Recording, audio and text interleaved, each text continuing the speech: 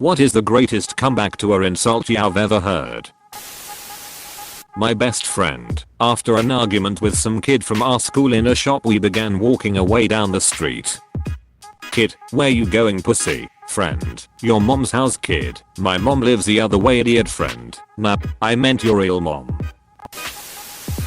A friend in high school on our way to a track meet. He was staring at a car in the parking that was really nice. When this bag saw him. Bag, why bothering looking at that when you know you'll never be able to get one? My friend, the same reason you watch porn. The entire bus erupted, and it's still one of the funniest things I've ever heard. Game over, man. Game over. A dude in my class called out a semi-friend of mine that people are talking behind his back. In fact, that wasn't the case, as far as I know. And that guy said, well, you know what to say about you? Nothing. Nobody ducking cares. I'm just impressed that you're friends with a semi. Autobots, roll out. It's gotta be the aliens locker room scene for me. Hudson, hey Vasquez. Have you ever been mistaken for a man? Vasquez, no. Have you? Edit, brain derped with the film title. That's what immediately came to my mind as well. So there was two girls fighting, and one of them looks at my sister who was minding her own busyness and says, you go to hell too. My sister, do you want me to say anything to your mom? My sister started saying go to hell as a moody, often rude teenager. She is a couple of years older than me. One day she said it to me after she'd been chastised by our dad for something she had done. I usually shrugged of her insults because they were meaningless. This day, however, I retorted, why would I go anywhere you are? I'm still pleased at my 13-year-old brain for that one. I do remember her slamming her bedroom door as her comeback. Context: John Oliver from HBO interviews Stephen Hawking. May he rest in peace, Joe. And there may be a universe where I'm more intelligent than you. There may even be a universe where you are funny. I lost count of how many times I've seen that video and it still makes me laugh. The whole interview is just hilarious. Got link? English class in middle school. Kid A, yo. Kid B, your mama waited on me at McDonald's last night. Must feel like shit having a mom that works at McDonald's. Kid B, at least my mom gets out of bed to go to work. English teacher far louder than he realized. Damn.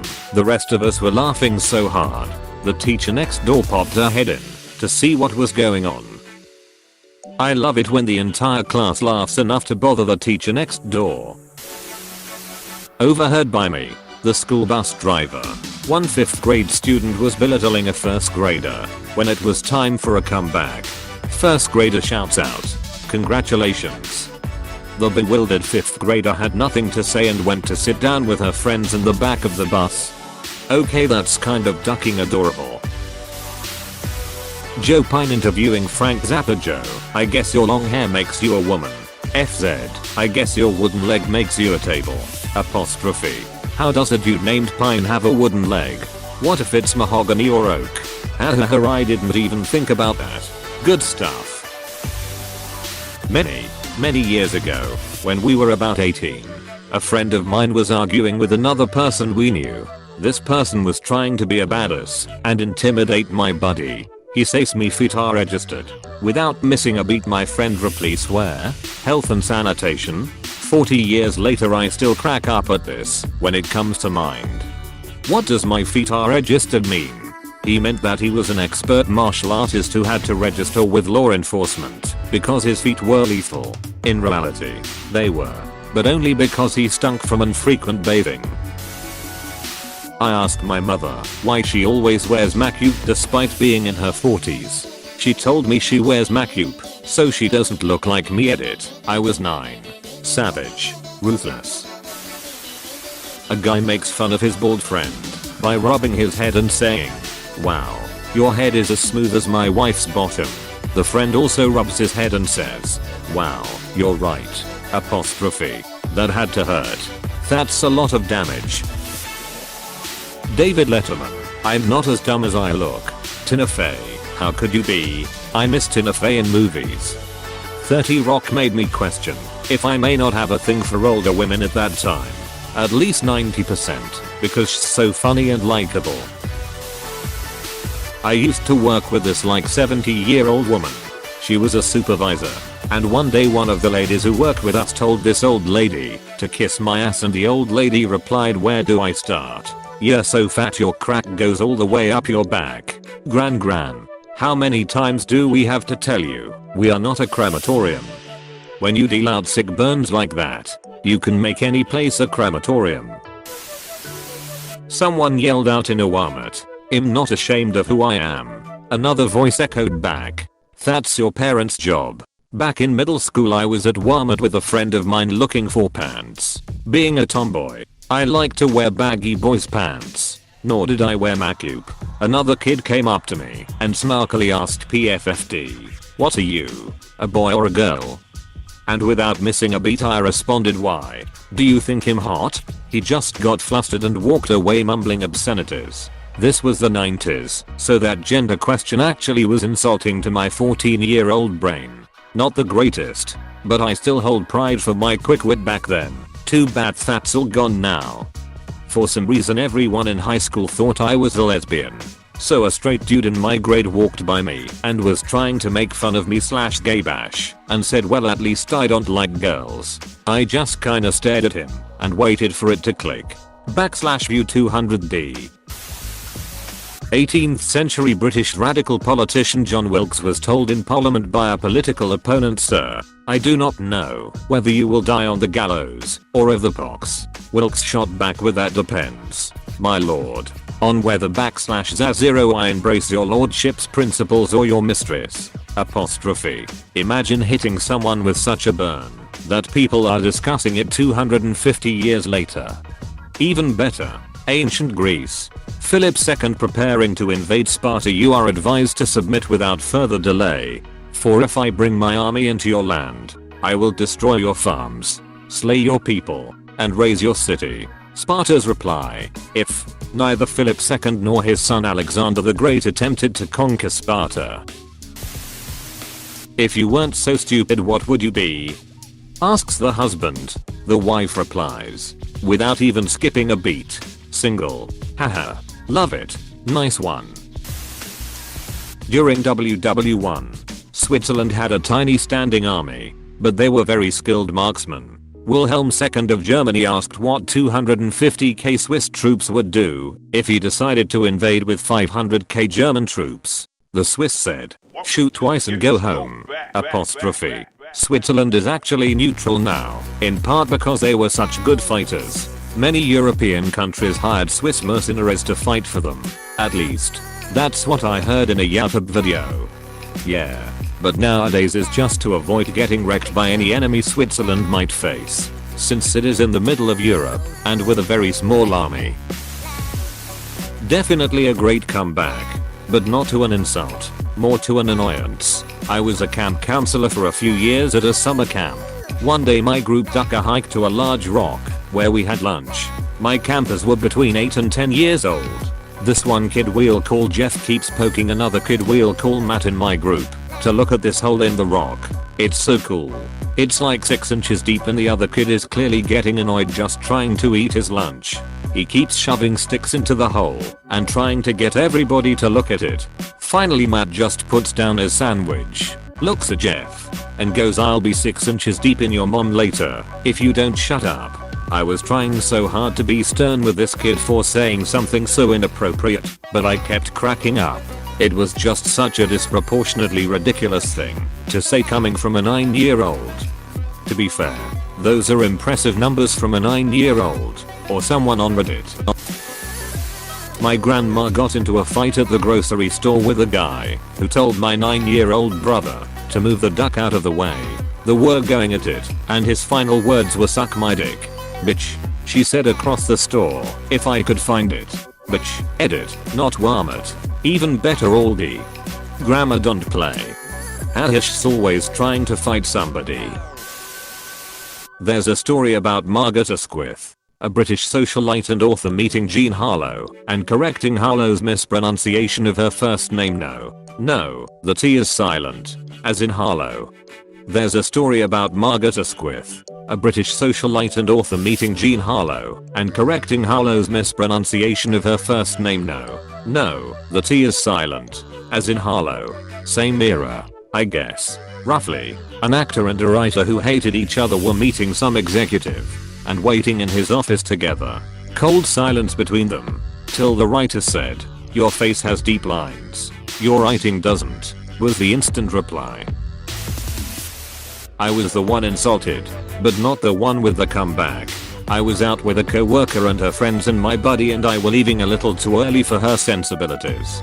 She jokingly got up in my face and said, "Smell that? Smells like pussy." A guy playing at the pool table next to us stepped forward and said, "I'm sorry, that must be me. I just ate. It was amazing." Smooth earth. Got him. That man knew what he was doing. On a construction site one afternoon, different trades were working in the same area. Like silly team sports. The Sparkies always hang with the Sparkies and the Turd Wranglers always hang with the Turd Wranglers, and anytime they're together it turns into a pointless dick measuring contest, usually not literally. One particularly childish exchange saw two men chopping back and forth, "My dick biggest. Blah blah blah." Finally one of them spits out this classic, "I've got girth like a can of con." And the clapback was unforgettable, "But you've got length like a can of tuna." Everyone busted up. Mr. Girth tried to hide his embarrassment, but was tied up. No comeback. And a room of men laughing uncontrollably. Good times. I must know the other names for the rest of the trades. Carpenters are chippies. Chelsea handler told Russell Brand, "The way you are looking at me makes me want to cover my vagina." He replied, "Mom, if I had a rubber glove, I'd do it for you." Crowd burst into laughter and she even acknowledged that was good. Chelsea handler was doing a difficult interview with Kevin Spacey, so she offered him a Vickard and he answered, "Do you have any left?" Quiet guy in my art class got called queerbait. He replied with, "If in the bait then you're the catch of the day." My 10-year-old cousin was pushed aside by an older student at school, who also felt the need to call him a gay child. My cousin told him not to get his hopes up. "You wish" became the kryptonite to gay jokes in my elementary school for a while growing up. What are you looking at? I'm still trying to find out. When I used to say, "What are you looking at?" to my mum, she used to say, "I don't know." The label fell off. Apostrophe. I used to respond with "good question." My grandparents used to bicker. My grandmother generally came out on top, as she was fierier. One time though, she was asking him to do a bunch of stuff, and he muttered, "If you lose some weight, you could do it yourself." She fixed her gaze on him and glowered. "I'm thinking of getting rid of about 200 pounds of useless fat immediately." He replied, "You're going to cut off your foot, man." Nobody bickers like old married couples bicker. They've had decades to perfect their craft. Also they know practically everything about each other, including what will really hit home. I expected a better insult from someone of your upbringing and education. Lol, my mom was a librarian and pulled this one on a rude patron. Are you getting smart with me? Would you be able to tell? Savage librarians are my favorite thing in the world. Glenn McGrath, Aussie cricketer, got frustrated with Ed O'Brands as his every attempt to stump Brands failed. This is what happened next. McGrath: "Why are you so fat, Brands?" "Because every time I duck your wife, she gives me a biscuit. I always liked Marsh v Bottom." "Marsh, how's your wife and my 2 kids?" Bottom replies, "The wife's fine. The kids are retarded though. I read this aloud to my family. Daughter: how could you say that in good conscience about your own kids? Wife: I say it all the time. That joke is turning out to be the gift that keeps on giving." Edit: you may not have this guy's dead wife. Not heard, but read. Easily the Spartans reply to Philip II of Macedon, as Philip II of Macedon was conquering Greek city-states left and right. Sparta was left alone. Philip had achieved a crushing victory, and Sparta was relatively weak and without walls. Philip sent a message to the Spartans saying, "If I invade Laconia you will be destroyed, never to rise again." The Spartans replied with one word: "If." This is actually where the word laconic came from. Most ancient accounts make the Spartans sound like the masters of trash talk. The Persians also told them at one point their arrows would blot out the sun, and a Spartan replied that it'd be nice to fight in the shade. Also, it's a long repeated response. But when they were told to lay down their arms, their response was, which roughly translates to come and take them. I've been called worse things by better people. For context, this was famously said by former Canadian Prime Minister Pierre Trudeau when he found out Richard Nixon called him an asshole. I didn't know that. That's awesome. My friend's mom said it when her son called her a bitch.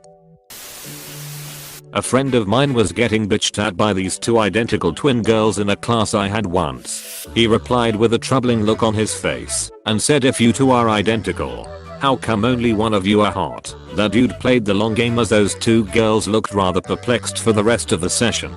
Fixed. I have something similar. Have a group text made up of 5 people. It's called 3 of my favorite people.